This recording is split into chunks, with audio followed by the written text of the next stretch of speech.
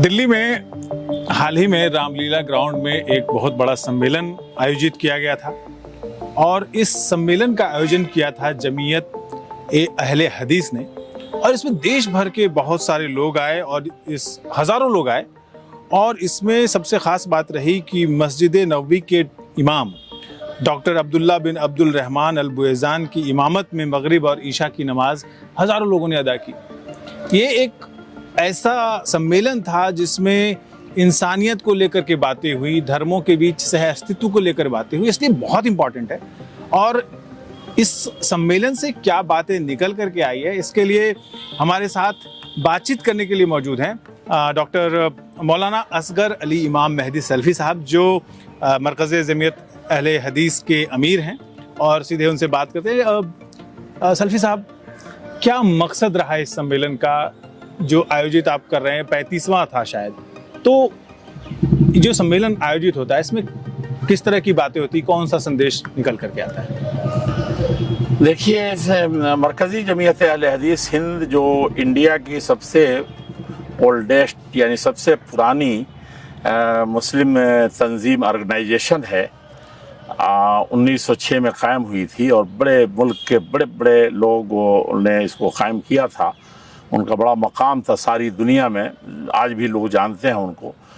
और मकसद यही था कि तालीम को और समाज सुधार को और ख़ास तौर पर मुसलमानों का जो आस्था, अक़ीदा और जो उसका अमल है, जो कैरेक्टर है, वो सही माने में इंसानियत नवाजी वाला हो और ऊपर वाले को खुश करने वाला हो। ऊपर वाले ने जो संदेश दिया है कुरान में या हदीस में, हमारे मोहम्मद सल्लल्लाहु अलैहि वसल्लम जो रहमतुल लिल आलमीन थे, उसको आम करना है। उसके लिए कॉन्फ्रेंसें बहुत होती रही, सेमिनार बहुत होते रहे। और यही जगह जहां आप बैठे हैं पूरा भरा हुआ था खचाखच। जब एक शिवराज पाटिल जब होम मिनिस्टर थे और उस वक्त आतंकवाद और दहशतगर्दी का बड़ा चर्चा था, तो उस वक्त इसी जगह पर सामने स्टेज लगा था और हमारे तकरीबन 700-800 मदरसों के सब जिम्मेदार यहाँ इकट्ठा थे पूरे इंडिया से। और उलमा की एक पूरी तादाद थी। हमारे उस वक्त 22 स्टेट में हमारे ब्रांच थे जमीयत के अहले हदीस के। तो उसको भी उसमें हमने आतंकवाद के ख़िलाफ़ सामूहिक फतवा दिया था। अंसारी ऑडिटोरियम जामिया मिल्लिया में भी एक दिन हमने दहशतगर्दी वक्त हाजिर का, इस मौजूदा दौर का नासूर है, ये इस उन्वान पर। और यहाँ जो था कि मदरसे जो है मदारिस इस्लामिया, वो दहशतगर्दी के अड्डे नहीं है। शिवराज पाटिल जी ने बड़े ज़ोर से कहा था कि हकीकत में नहीं है। और मैंने उस वक्त 2-2.5 हज़ार मदरसों की फहरिस्त बुनियाद बना के दी थी कि ये मदरसे हैं, इस वक्त कायम हुए हैं, फ़लाँ लोग इसको बनाने वाले, इस वक्त फ़लाँ लोग चला रहे हैं, इतने बच्चे, इतने कमरे हैं, बाउंड्री है कि नहीं है। ये सब मालूमात छापी हुई हमारे यहाँ मौजूद है, उनके हाथ में दिया था। एक तरह से ये कि उसका इजरा भी उन्हीं हाथ से कराया। और दहशतगर्दी वाली किताब का भी कराया, जिसमें अरब दुनिया के उलमा का भी और भारत के 36 उलमा का, जो हमारे बड़े बड़े लोग हैं, उनके दस्तखत से कराया था कि दहशतगर्दी वक्त का सबसे बड़ा इस वक्त फितना है, सबसे बड़ी हराम चीज़ है जिससे दुनिया जा रही, प्रभावित हो रही है। तो मानवता से मुतल्लिक़ मामला हो या तालीम से मुतल्लिक़ हो या समाज सुधार से मुतल्लिक़ हो। समाज सुधार मेरे एक पत्रिका का नाम भी है जो मंथली निकलता है, इस्लाह समाज। तो कहने का मतलब ये है कि ये हम बहुत जतन से करते आए हैं। लेकिन आपने देखा होगा, मीडिया के लोग हैं आप, और मीडिया तो वो है जो इस वक्त सर चढ़ करके बोलता है और सारी दुनिया उसको सुनती है। वो चाहे तो अच्छे की तरफ लोग घुमा दे या चाहे बुराई की तरफ घुमा दे। ये बहुत बड़ी अमानत है। जिस तरह से मेरे पास इल्म है, धर्म है, अमानत है ये कि हम उसका अच्छा इस्तेमाल करें, उसी तरीके से मीडिया को भी करना चाहिए जिसको दुनिया लोहा मान रही है।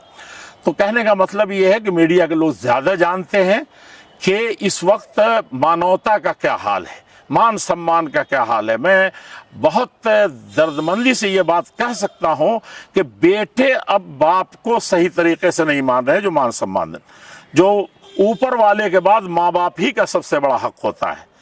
जब ये हाल है, ऐसे में इस तरह से बिगड़।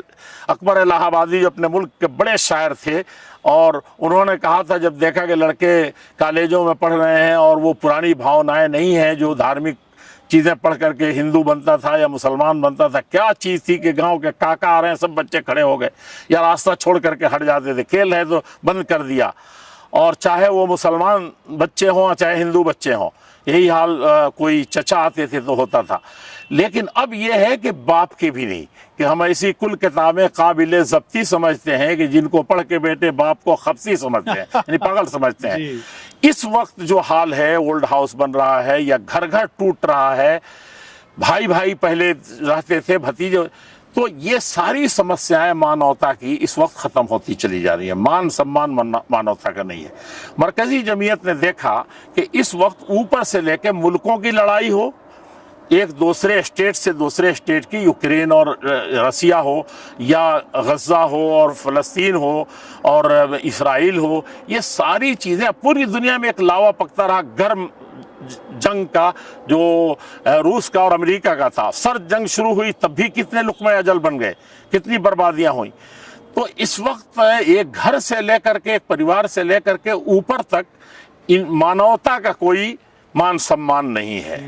लिहाजा मरकज़ी जमीयत अहले हदीस जो इससे पहले भी बेहतर से बेहतर मॉडरेशन, यानी बीच बीच का रास्ता, न इधर बहुत ज़्यादा सख्ती न बहुत ज़्यादा ये कि आदमी घर बैठ जाए नर्म हो करके, तो बीच की चीज़ हमेशा अच्छी होती है और कमी और बेशी हमेशा फसाद फैलाती है। तो वो अभी किया था हम लोगों ने कुछ दिनों पहले, उससे पहले आतंकवाद पर किया, उससे पहले सहाबा पर किया जो बहुत अच्छे ये थे। तो इस मर्तबा ये था कि एहतराम इंसानियत, मानवता का मान सम्मान और मज़ाहिब आलम, यानी दुनिया के तमाम बड़े मज़ाहिब वो क्या कहते हैं मान सम्मान के सिलसिले में। क्योंकि इस वक्त दुनिया बहुत ख़राब हो चुकी है। चंद हमारे कम्युनिस्ट भाइयों को छोड़कर बकिया सारी दुनिया किसी न किसी धर्म को मानती है, या मुतदय्यिन है, दीन को, धर्म को वो घूम फिर के मानती है, चाहे वो कभी पूजा न करती हो लेकिन वो भगवान का नाम ले लेगी जब मौका पड़ेगा तो। और मुसलमान भी है जो नमाज नहीं पढ़ता हो लेकिन वो अल्लाह का नाम लेगा। तो ये चीज़ आज भी दिलों में बैठा हुआ। हमारा मुल्क जो ख़ास तौर पर है भारत, ये धर्मों का मुल्क है, गोया कि सब लोग धार्मिक हैं। तो हुआ कि क्यों ना धर्म गुरुओं को, और उसमें भी धर्म गुरुओं में जो बड़े बड़े दुनिया के हैं, तो हम मुसलमान सबसे बड़ा गुरु मानते हैं जो मक्का मदीना में जो लोग बैठे हैं या जो संदेश देते हैं। तो वहाँ से भी कोशिश हुई और देखिए वो आ भी गए। उनको जो बुलाया आपने, वो सवाल बन ही रहा था कि मस्जिदुल नबवी के इमाम साहब आए यहाँ पर, तो ये उसके पीछे की सोच क्या थी कि भारत और सऊदी अरब के जो रिलेशंस हैं हाल में बहुत अच्छे हुए हैं, बहुत गर्माहट आई है दोनों के रिश्तों में, तो क्या ये भी एक फैक्टर रहा है उसके पीछे? नहीं, ये फैक्टर तो इसलिए नहीं है कि जहाँ आप बैठे हैं यहाँ से कम 6-7 मरतबा आ चुके हैं वहाँ के इमाम मक्का और मदीना के, यहाँ पढ़ा, इस मरतबा नहीं पढ़ा सके यहाँ, लेकिन रामलीला में हमारी बनारस से पढ़ाया उन्होंने। तो ये तो हमारी पुरानी परंपरा है जो 25-30 साल से चले आ रहे हैं। और जो हमारे देश का, जो आपने कहा कि दोनों मुल्कों में जो गर्माहट आई है, हकीकत ये है कि ये जब हमारा देश आज़ाद हुआ था तो पहले जिन मुल्कों ने दुनिया के विश्व के जितने कंट्रीज़ हैं उसमें से सऊदी अरब भी था। पंडित जवाहरलाल नेहरू ने खुद सफ़र किया था और वहाँ का एक बड़ा वफ्द आया था जो कई महीना बाद घूमते रह गए थे। शाह सऊद आपने सुना होगा, और रेलगाड़ी से और उस वक्त की धीमी चलने वाली कार से सफ़र किया था उन्होंने। तो ये तो हमारी परंपरा है बहुत देर से। और आप जानते हैं कि अरब व हिंद के ताल्लुकात कितने पुराने हैं, उस पर बहुत सी किताबें लिखी गई हैं। तो एक तो वो चला रहा है, दूसरे ये कि धर्म गुरुओं का आना जाना भी आना रहा है हमेशा, और हमारे देश ने इस्तेक़बाल किया है उनका, और वो संदेश हमेशा सुना करके गए हैं। तो इस मर्तबा भी हुआ कि एक जैसे धर्म गुरु की बात आ रही है तो वो एक बहुत बड़ी चीज़ होते हैं, और उनके मुंह से जो मैसेज जाएगा मानवता का और इंसानियत का, तो एक बहुत अच्छी चीज़ होगी। और इधर 10 साल हो भी गए थे उनके आए हुए। मैं बीच में इसलिए कह रहा हूँ कि आपने अभी कहा कि हम लोग मॉडरेट रास्ता अपनाने की सीख या सबक देते हैं जो आने वाली पीढ़ी है, नौजवान पीढ़ी है। तो मुस्लिम वर्ल्ड लीग के जो डिप्टी हैं, अलीसा साहब के डिप्टी साहब, उनको भी आपने बुलाया था इस बार वाले कार्यक्रम में। तो क्या उसी की एक कड़ी नहीं देखा जाए इसको कि सऊदी अरब से इमाम साहब भी आ रहे हैं, अलीसा साहब के डिप्टी साहब भी आ रहे हैं जो अजैद साहब थे? तो जी देखिए, सऊदी अरब को जितना मैंने समझा है हमारे मुल्क की तरह कि ये हर जगह दोस्ती का ख़्वाह रहता है, इसी तरह से सऊदी अरब भी विश्व में कहीं भी वो बड़े बड़े चीज़ों को संभाल लेता है। आपने देखा उस पर कितने रॉकेट बरस रहे हैं यमन से, और ये है दोनों को एक कराने वाला वो है और उसी उल्टा हुआ, लेकिन उसके साथ भी बड़े बच बचा के चले वो, और भी मुल्कों से होता रहता है। तो उस मुल्क की ये खूबी है और यहाँ की भी कि ये अपने दोस्तों को, उस वक्त मैंने शेर भी कहा था कि दोस्तों के मुल्क में वो आए हैं जब मोहम्मद बिन सलमान आए थे। तो ईसा साहब से पहले भी लोग यहाँ आ चुके हैं, वर्ल्ड मुस्लिम लीग के उससे पहले आ चुके हैं वो लोग। तो ये परंपरा चली आ रही है, लेकिन इसी के साथ इस वक्त जैसे समस्याएं बढ़ी हैं, इसी तरह से हालात ने मजबूर भी किया है दुनिया को एक दूसरे से मिले। और सऊदी अरब का मसला तो पहले ही से अच्छा था, और उसमें गर्माहट अगर आ गई तो ये तो बहुत अच्छी चीज़ है, लेकिन उसमें हम बहुत ज़्यादा नहीं पढ़े, क्योंकि हमारे मुल्क ने वीज़ा बड़ी आसानी से हर मरतबा दिया जब भी वो लोग पीछे भी आए तो, और उस वक्त कुछ भी रही हो बात, उतनी गर्माहट न रही, लेकिन कभी रोका नहीं मुल्क ने, और आके संदेश दिया उन्होंने, कई जगह दिया भारत में। तो कहने का मतलब ये है कि ऐसे में इमाम हरम आए, चाहे ईसा साहब के डिप्टी आए, और उन्होंने भी सबों ने यानी जिनका नाम अब्दुर्रहमान अब्दुल्ला जैद है, तो उन्होंने इस पैगाम को आम करने में साथ दिया, इन मानवता के, इंसानियत के रख रखाव के। तो हमने जो ये कॉन्फ्रेंस बुलाई कि कहीं तो कमी होनी चाहिए। एक आम आदमी तो सुने वो नहीं जानता कि माँ बाप का क्या महत्व है, एक नहीं जानता कि पड़ोसी के क्या हक है। हमारे नबी कहते थे कि पड़ोसी, कहीं नहीं कि मुस्लिम पड़ोसी, पड़ोसी है तो तुमको, तुम्हारा ईमान अगर पड़ोसी नाराज है तो तुम्हारा ईमान ही नहीं, मुसलमान होना खतरे में। और हमारे नबी ये नहीं कहते हैं कि तुमने नमाज पढ़ी। जिब्रील जो आसमान से अल्लाह का संदेश लेके आते थे, तो ये कहीं नहीं लिखा है कि उन्होंने कहा कि हाँ, आते ही उन्होंने कहा कि नमाज पढ़ी, फजर में आपके लोगों ने नहीं पढ़ी या पढ़ना चाहिए, या इसके बगैर आप पढ़ो पढ़ो पढ़ो। नबी नमाज की बहुत बात कर, लेकिन कहा कि माज़ाल जिब्रील यूसीनी, जब भी जिब्रील आए तो हमेशा ये हमको आते ही कहने लगे पड़ोसियों के साथ अच्छा बर्ताव करो। अब पड़ोसी में आपके यहूदी थे जो इस वक्त सबसे ज़्यादा जुल्म ढा रहे हैं फ़लस्तीन में, सब सारी दुनिया गाली दे रही है।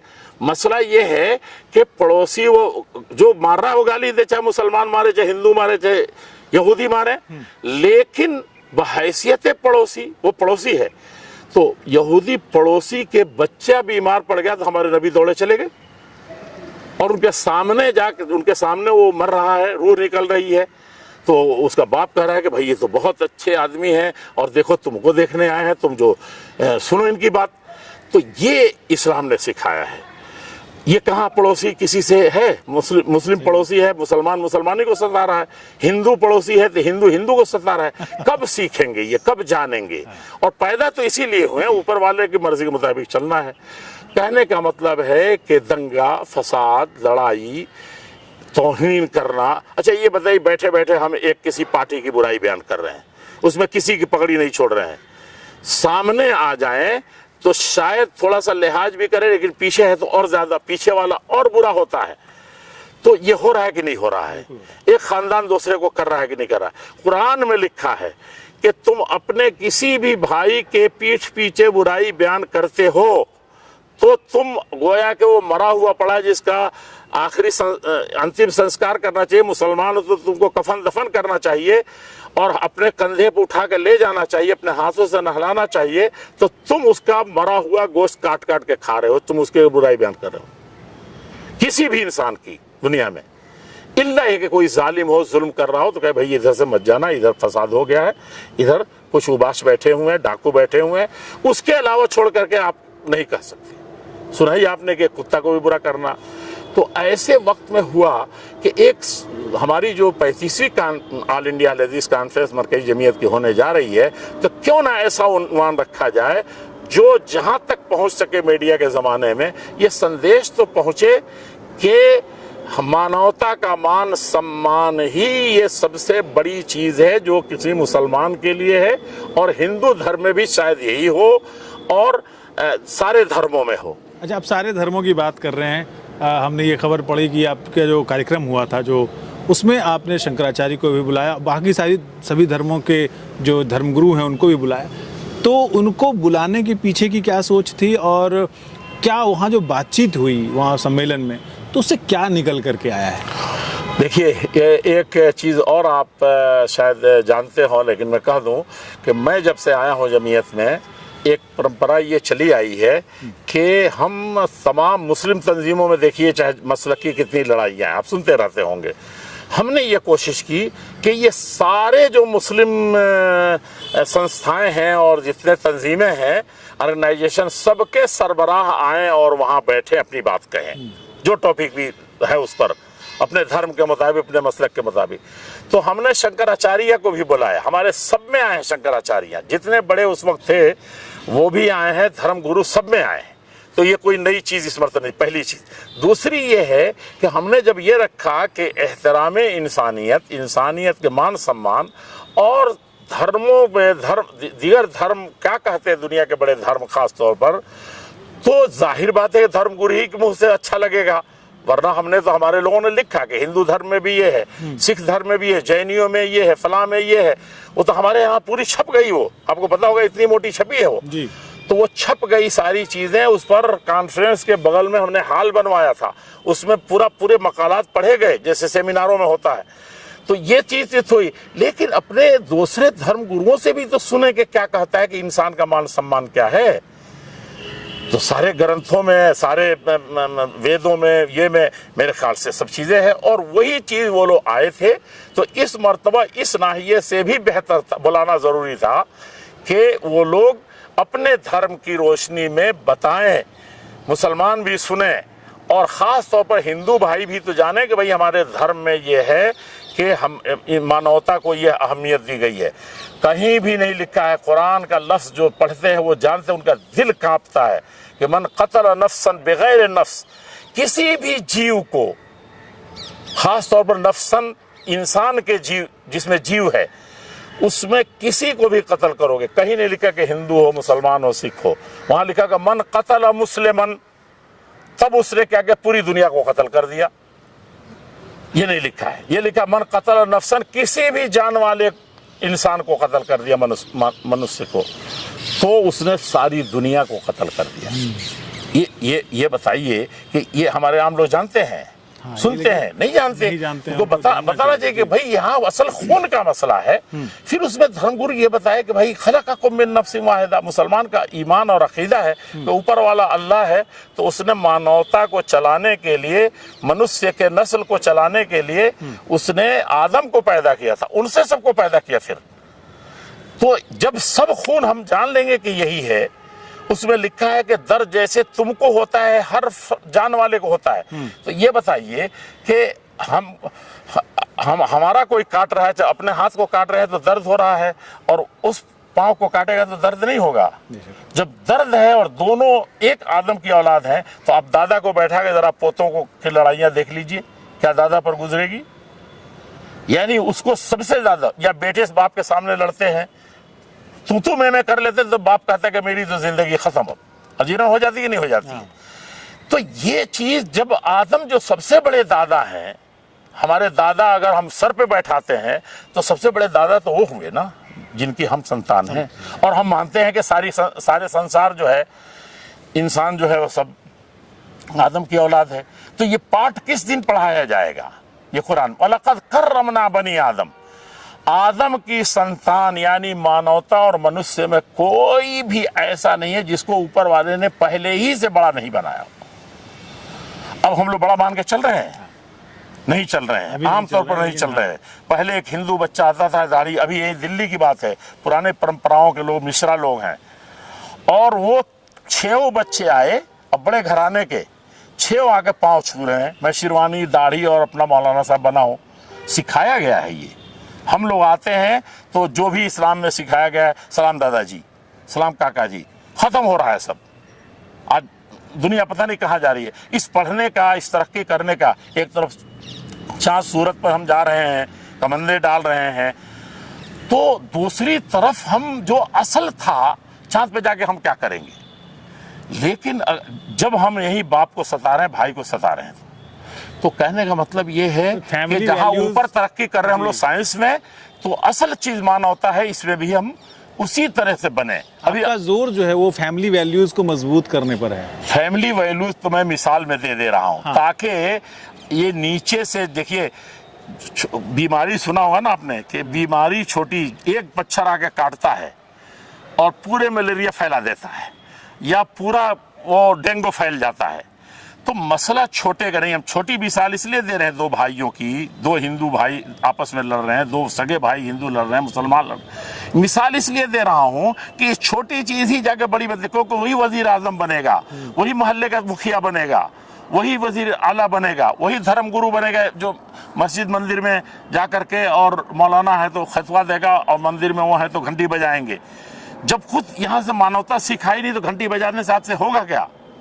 आप तो उल्टे आग लगा दे रहे हैं, आप मौलाना साहब हैं आग लगा रहे हैं, आप पंडित जी हैं आग लगा रहे हैं। तो इसका समाधान नीचे से शुरू करें, हम एक बच्चे से, या ऊपर से शुरू करें, काम एक ही करना है।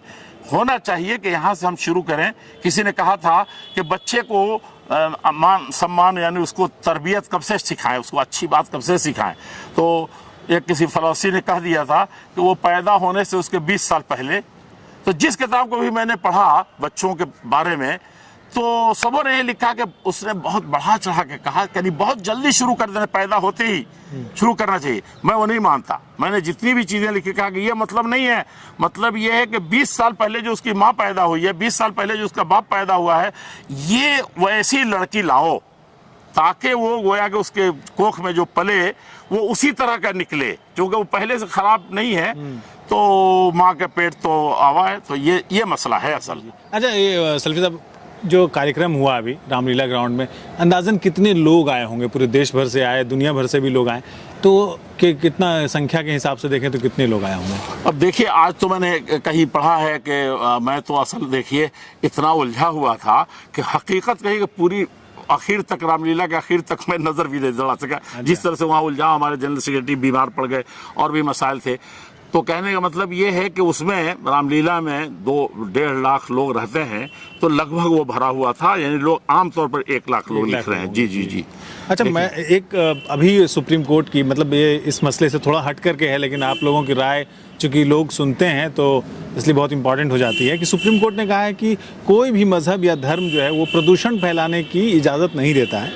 तो पर्यावरण को लेकर के, एनवायरनमेंट को लेकर के इस्लाम की क्या सीख है? क्या क्या कहा गया है इसमें कि आबो हवा को कैसे बचाए रखें? कुछ तो ज़रूर कहा गया होगा। इस्लाम में इतना कुछ है। हमारा एक पत्रिका उर्दू में निकलता है, उसमें देखेंगे हम, उसमें खिस्वार निकाल रहे हैं, यानी निकल रहा है मुसलसल, और इधर मुसलसल पानी पर बहुत आया 10 सालों से आ रहा है। इस्लाम में आप दरख्तों के बारे में कह रहे हैं कि इससे कुछ चीज़ें उसमें कम होती हैं। हमारे ये है कि क़यामत जब आएगी, जब दुनिया का एंड होगा, तो उस वक्त सब कुछ ख़त्म हो जाएगी, बचेगी ही नहीं कोई चीज़। उस वक्त भी हमारे धर्म में लिखा हुआ है कि तुम अगर हाथ में पौधा लेकर के ये आए हो और लगाना चाह रहे हो, तब तक क़यामत आ गई, सूर फूंक दिया गया। तो कहा कि ये मत देखो कि अब दुनिया इसी वक्त ख़त्म हो गई, हो जाएगी। बिल्कुल हमारे धर्म में लिखा हुआ है कि उस दिन दुनिया का एंड है। दुनिया का एंड है, लिखा है कि वो एंड हो रहा है। कितना सख्त होगा वो। ये हवाई जहाज बोल रहा है तो घड़घड़ाहट हो जाती है, जलजला आता है तो घड़घड़ाहट। यहाँ ये है कि उस वक्त तो सब बेहोश होने लगेंगे।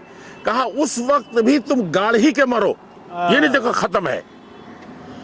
और दरख्तों को जब दुश्मन मुल्क में जाएं और दुश्मन को जो हमारा मुसलसल तंग कर रखा है, सरहदों पर हमको मार रहा है, मुल्क में हम घुस के मार रहा है, हम फेस टू फेस लड़ रहे हैं, उस वक्त भी होगा कि किसी भी हरियाली को, किसी भी दरख्त को मत काटो। ये क्या बात। ये यानी पानी के बचाव के सिलसिले में है कि समुंदर में अगर नहा रहे हो, मैं समझाने के लिए कर रहा हूँ, वरना जो वुजू करते हैं नमाज से पहले हाथ मुंह चेहरा और धोते हैं ना हर 5 वक्त, तो कहा उसमें भी तुम समुंदर में बैठा हो तब भी पानी ऐसे खर्च करो, यानी जैसे तुम समुंदर में नहीं बैठे हो कम से कम खर्च करो। यानी वहां तो पानी है उसी में रह जाएगा, तो बर्बाद नहीं हो रहा है। लेकिन ये सिखाया गया कि उस वक्त भी ऐसा ना हो कि तुम्हारा पानी ज्यादा इस्तेमाल करने का मन बन जाए। अब ये होता है दिल्ली में समस्या, देखिए पानियों का सिर्फ एक वाटर शोर। कंजर्वेशन भी बताया गया है जी, धर्मों जी। में। मैंने कहा पानी बचाने की सीख भी दी गई। और एक चीज मैं आपसे कहूं, धुआं जो है ये गाड़ियों का हो, चूल्हे का हो, प्याज जलाने का हो, फला का हो, सब ये जो कसाफत फैल रही है, पोल्यूशन जो का जो इस दम घुट रहा है, यकीन जानिए कि हमारे यहाँ एक चीज़ जो क़यामत आएगी ख़त्म होगा और धुआं छा जाएगा। कुरान में बाज़ाब्ते जो आपने पूछा है, दुखान का जिक्र है कि जो दुनिया में गोया के एक मुसीबत दुनिया के एंड हो रहा है, दुखान पैदा कर रहे हो, तो सूरत दुखान भी है कुरान में। यानी वो दिन जिस दिन के धुआं धुआं हो जाएगा, गोया के पहले ये वो क्या कहते हैं उसको, कसाफत और ये पोल्यूशन इस कदर फैल जाएगा कि इंसान का जीना दुभर हो जाएगा, ये तक कहा गया है। यानी उसको अंतिम चीज़ कही गई है। तो ये तो धर्मों में जब आप डूब करके जाएंगे, और एक सफाई हम लोगों को नज़र आती है कि रास्ते पर गंदगी पड़ी हुई है, चाहे लोहा लक्कड़ पड़ा हुआ है, दूसरी गंदगी की तरफ लोगों का ध्यान नहीं जा रहा है। जो हमारे नबी ने कहा कि अत्तहूरु शत्रुल ईमान, देखो पाकी सफाई साफ सुथराई जो है ये आधा ईमान है। यानी आधा में रोज़ा, नमाज, हज, ज़कात सब कुछ आपका, दुनिया ठिकाना, हुकूमत, सियासत जो करना चाहे करें, लेकिन आधा जो बचा है वो क्या है, वो सफाई सुथराई है। तो क्या सिर्फ इसकी सफाई सुथराई जिससे सिर्फ पाँव में लगेगा, और वो जो नाक से और दिमाग से और आँख से सबसे जा करके पूरा इंसान ही को बर्बाद कर रहा है। मैं तो कहता हूँ कि जिस तरह से इस वक्त लोग परेशान हैं मानवता के न मानने से, मान सम्मान से, एहतराम इंसानियत से जो दुनिया इस वक्त घुटन महसूस कर रही है, कम ज़्यादा इससे नहीं कर रही है। इसीलिए वहाँ कहा गया कि आधा ईमान है, और यहाँ कहा गया कि एक जान को मान सम्मान न करके मार डालने से या उसकी ग़ीबत करने से, मुर्दा भाई के गोश्त काट काट के खा रहे हो मरे हुए को, उससे भी उसी तरीके से है। ये कहने का मतलब ये है कि ये दोनों तरह की गंदगी ये इस्लाम में मेरे समझ से इंतहाई जल्द ख़तरनाक है। लड़ाई अगर हो जाए, विश्व लड़ाई, और जो एटम बम दोनों तरफ चारों तरफ बन रहे हैं, कोई बचेगा? कोई नहीं बचेगा। अच्छा, सूर्य दुखान जब होगा, जब इस तरह से प्रदर्शन फैलेगा, तो डॉक्टर साहब बच जाएंगे क्या? सबके यहाँ हो जाएगा। कितना मास्क पहनेंगे, कितना दवाई वो करेंगे। हर आदमी को जिस तरह से हम अपनी ज़बान को बचा के रखें, पाँव को बचा के रखें, दूसरे कोई इज्जत इतनी भी न लूटे, न किसी बहन की, न बाप की, न ये की, मान सम्मान करें, उसी तरीके से हम उससे बचें। तब जा करके हर आदमी बचाएगा, तब होगा। वरना एक आदमी आग लगाएगा, पूरा भारत जल जाएगा, पूरा विश्व जल जाएगा। पूरी दुनिया जो है उसमें सल्फी साहब लड़ाइयाँ हो रही हैं। अभी हम देख रहे हैं कि रूस और यूक्रेन लड़ रहे हैं, फ़लस्तीन, पश्चिम एशिया में भी लड़ाई हो रही है, फ़लस्तीन, इजराइल और तमाम मुल्क। अब तो आपका जो सम्मेलन हुआ है वहाँ में मानवता का संदेश दिया जा रहा है, क्या इस तरह के कार्यक्रम प्रभावी होंगे, असरदार साबित होंगे? हाँ, करारदादों में तो हम लिखा कि इस तरह के जंग बंद होने चाहिए दुनिया के, जहाँ कहीं भी हो रहे हों, गज़ा में हो रहे हों, चाहे यूक्रेन में हो रहे हों। ये तो हमने लिखा है और अपने रिजोल्यूशन में भी दिया है और तजवीज़ भी रखी है। मेरा कहना यह है कि जंग जैसी मनहूस चीज़ दुनिया में कोई नहीं है। दो घर में जब जंग होती है तो इज्जत भी जाती है, जान भी कभी जाती है, माल भी जाता है। लेकिन ये जो आज परमाणु के ज़माने में और इन मुहलिक और बम, एटम बम के ज़माने में और ज़्यादा ख़तरनाक हो गया है। तो हर ज़माने में जंग और लड़ाई जो है दुनिया की बदतरीन चीज़ हुई है, और जो इसकी चक्की में पिसता है। तो मैं एक चीज़ और बढ़ करके कहूँगा कि यूक्रेन में जंग हो रहा है, हिंदुस्तान के बाज़ार पर भाव पर फ़र्क पड़ गया, सारी विश्व में पड़ जाता है। तो ये इतनी मनहूस चीज़ है। हम समझते हैं कि उन्हीं दोनों मुल्कों का नुकसान हो रहा है।